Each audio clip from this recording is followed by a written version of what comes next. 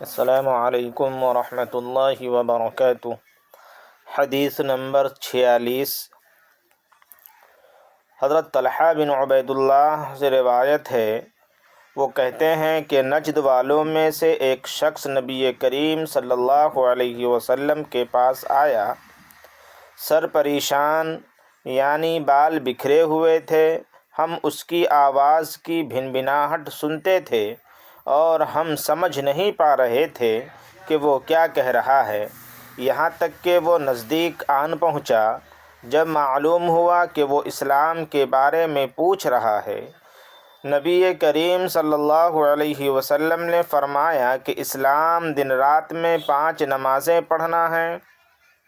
اس نے کہا، بس اس کے سوا تو اور کوئی نماز مجھ پر نہیں۔ آپ صلی اللہ علیہ وسلم نے فرمایا، نہیں، مگر تو نفل پڑھے تو اور بات ہے۔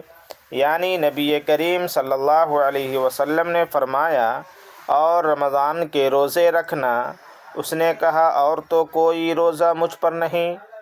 آپ صلی اللہ علیہ وسلم نے فرمایا، نہیں، مگر تو نفل روزے رکھے تو اور بات ہے۔